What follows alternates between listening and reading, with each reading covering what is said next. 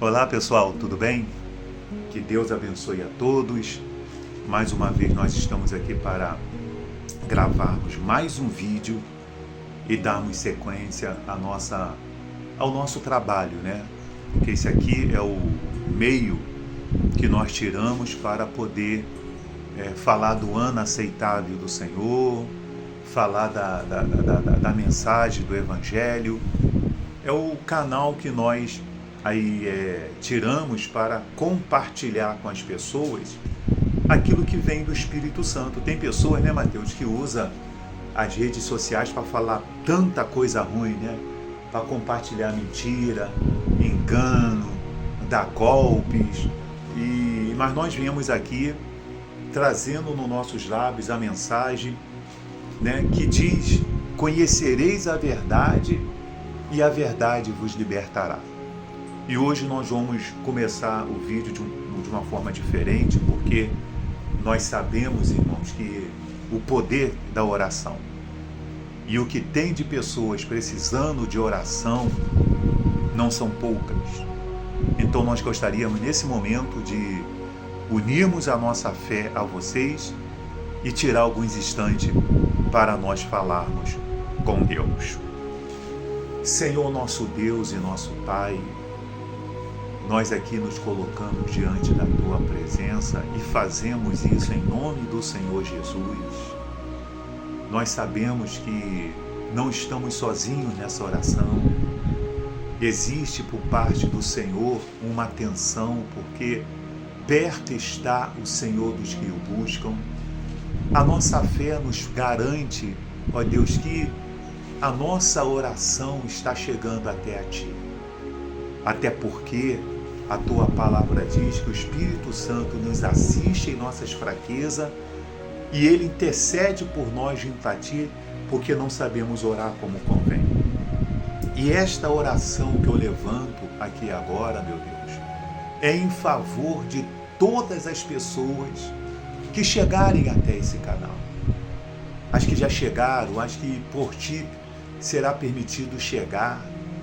E por mais que ela chegue ou esteja aqui passando um momento de angústia, de amargura, um momento, Senhor, difícil, nós sabemos que pela fé isso pode ser superado. Isso pode ser, meu Deus, resolvido. Porque eu sou prova de um milagre, meu Deus. Nós somos provas de um milagre. Porque no decorrer dessas décadas de vida, o Senhor que tem me guardado, o Senhor que tem feito maravilhas, o Senhor tem sido o meu pastor, não permitindo que nada venha me faltar, o Senhor tem me dado saúde, o Senhor tem me dado força para resistir, ó Deus, os dias maus. De igual modo, faça com esta pessoa, ainda que ela se encontre no fundo do poço.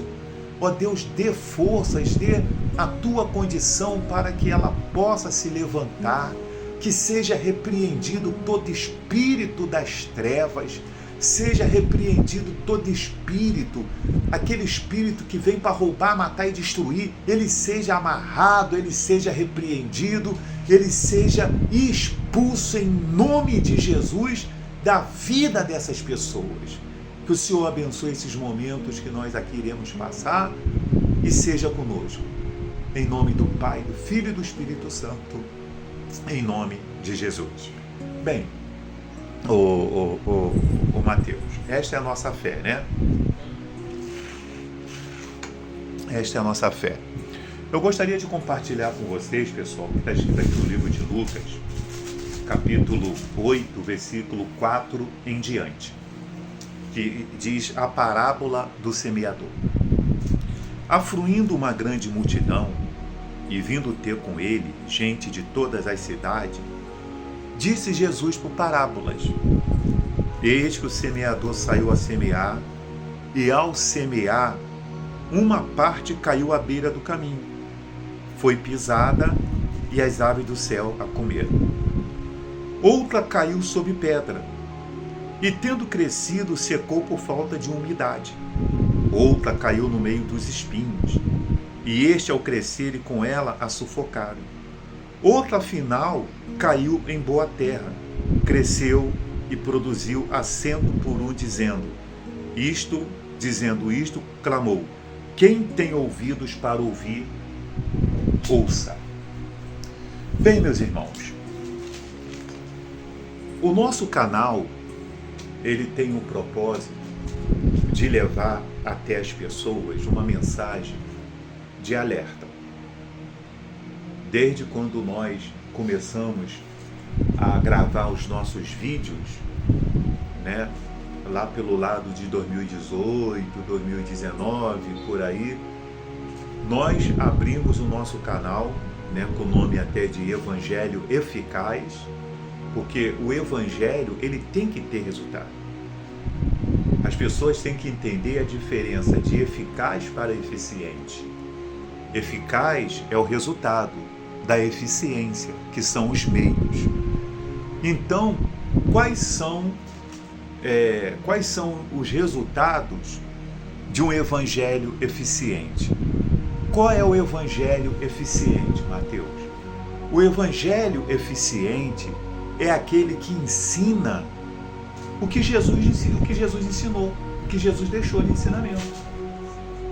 O evangelho que dá resultado, a eficiência do evangelho, são os servos de Deus, né, deixarem-se ser usado por Deus, deixarem-se ser usado pelo Espírito Santo, né, que é o eficiente, que nos traz a eficiência, que nos dá sabedoria, o direcionamento, para que lá na ponta, que é as almas, as pessoas que estão ouvindo, possa acontecer o resultado da eficiência dessa pregação, desse evangelho, que é a pessoa aceitar Jesus como Salvador, que é a pessoa se arrepender dos seus pecados, que é a pessoa buscar a Deus, que é ela buscar uma igreja para ela poder congregar. Eu não sou um desigrejado, eu não sou. Eu tive algum tempo aí atrás alguns problemas com placas de igreja, entendeu? Mas eu não sou desigrejado. Hoje, inclusive, eu frequento a igreja que um dia eu fazia parte do ministério. Mas eu sento lá como membro e participo, estou me sentindo muito bem. As pregações têm sido, assim, VIP, entendeu? Porque eu reconheço que congregar a casa de Deus é o lugar aonde as pessoas vão buscar a Deus, aonde elas têm aqueles momentos, né, com Deus, aonde se reúne. E eu fiquei um bom tempo sem congregar. Muitas das vezes eu fazia o culto aqui na minha casa. Chegou um período que, por causa do trabalho, da demanda do trabalho, nem isso eu tinha mais tempo. E o que o diabo quer é que você não tenha tempo. O que o diabo quer é que você não tenha tempo de congregar e nem de buscar a presença de Deus. É isso que o diabo quer. Por isso que ele cria uma porção, né, de preocupações, uma porção de ocupações para muitas pessoas, para que elas não tenham tempo nem sequer de parar para ler o quê? A Bíblia, para ler a palavra de Deus. Elas não param para ler a palavra de Deus, elas não param para orar. Elas têm tempo para fazer tudo, mas elas não param para orar. E a Bíblia diz: orai sem cessar. Então aqui nessa parábola nós vamos ver aqui o que Jesus explica, né, de cada uma dessas sementes que o semeador semeou, né? Está escrito ali assim, a partir do versículo 9, a explicação da parábola. Então nosso canal, concluindo, é para alertar você que o arrebatamento da igreja vai acontecer, que esse mundo vai ter um fim. E as evidências, meus irmãos, as evidências estão acontecendo. Os sinais estão aí. Para quem conhece a Bíblia e conhece os sinais, já estão aguardando. Como eu dizia para minha amada esposa, o servo de Deus, ele não tem que estar se preparando para o dia do arrebatamento. Ele não tem que estar se preparando. Ele tem que estar o quê? Preparado. As 5 virgens prudentes estavam se preparando ou estavam preparadas? Estava preparada. Por isso que Jesus ali na parábola diz: quem tem ouvidos para ouvir, ouça. Porque tem muitas pessoas que têm ouvidos para ouvir, mas não dão ouvidos. E por isso nós vemos pessoas que entram e saem da igreja, mas não se convertem, não aceitam Jesus, sai da igreja e continua uma vida, mas nós vamos ver isso ali dentro da explicação da parábola. No versículo 9 diz assim: e os seus discípulos o interrogaram, dizendo: que parábola é esta? Respondeu-lhe Jesus: a vós outros é dado conhecer os mistérios do reino de Deus.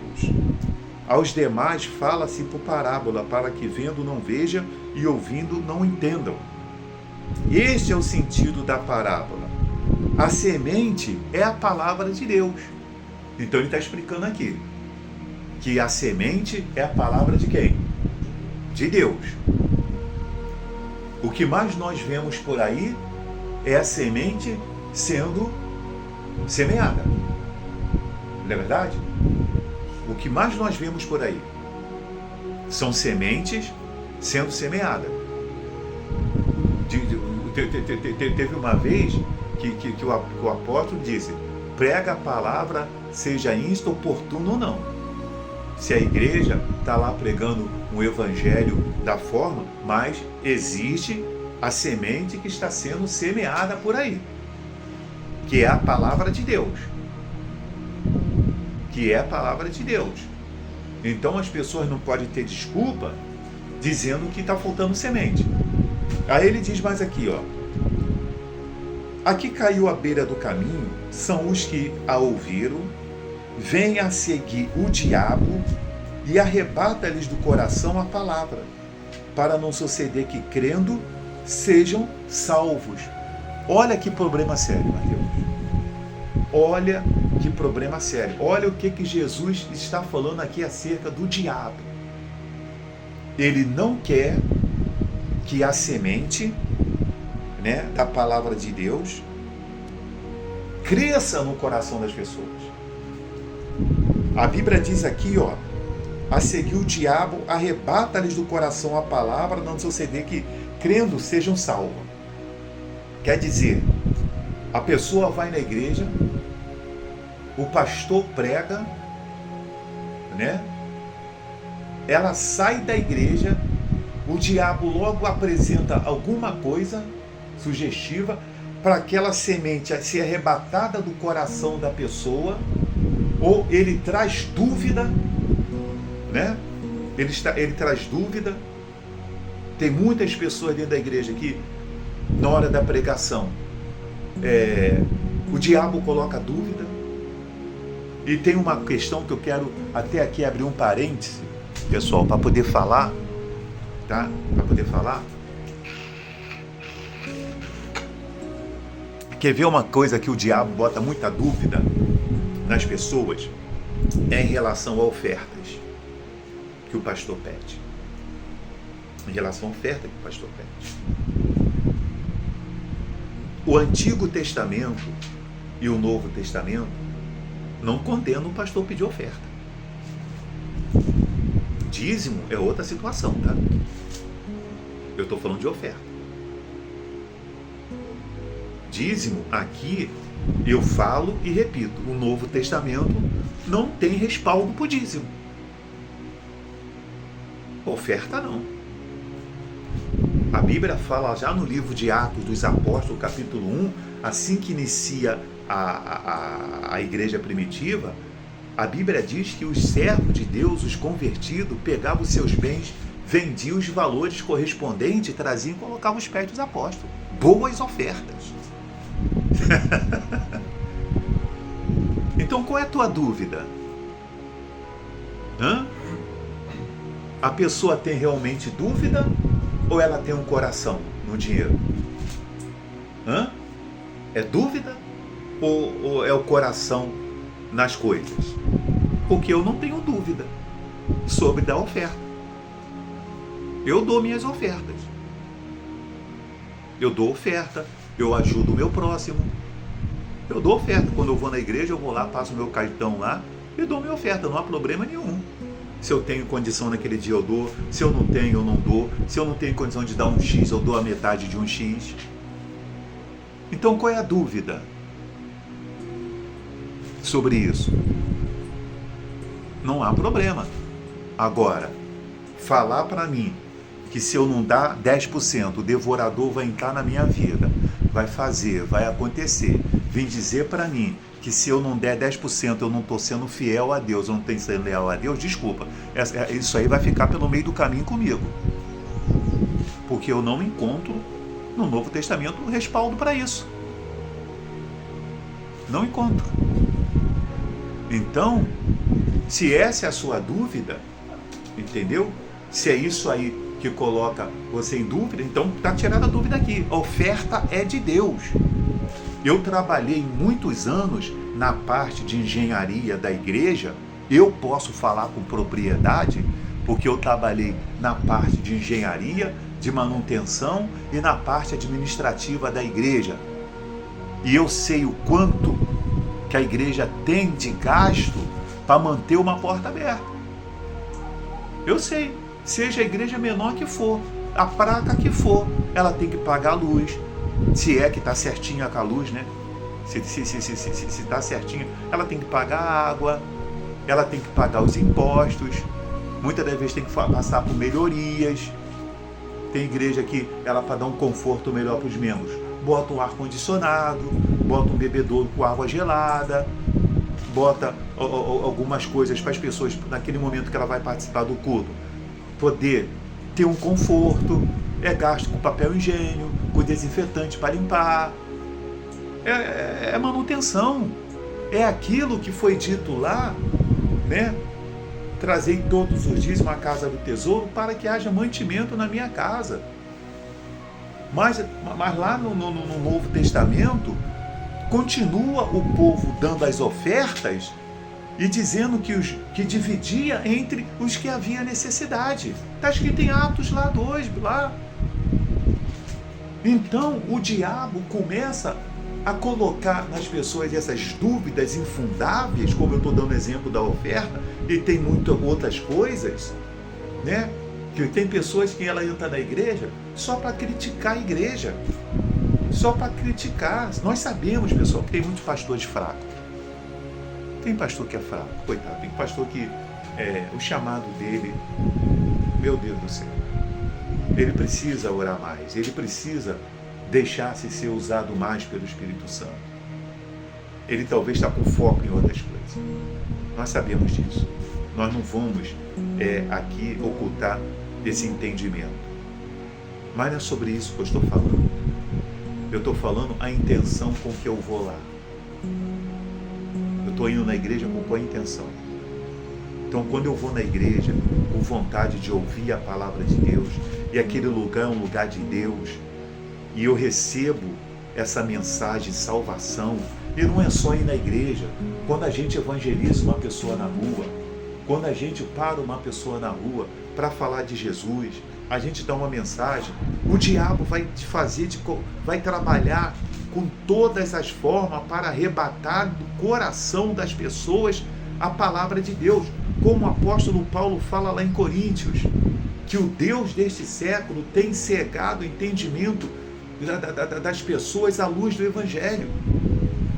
As pessoas não estão cegas à Bíblia. Elas estão cegas, elas não conseguem enxergar a verdade. E estão impedidas de ser salvas. Meu irmão, nós vamos gravar um próximo vídeo, porque chegamos aqui no nosso tempo, e vamos dar sequência às outras sementes, tá ok? Saiba de uma coisa, o arrebatamento da igreja vai acontecer, e este mundo vai ter um fim. Que Deus abençoe a todos, e até o próximo vídeo.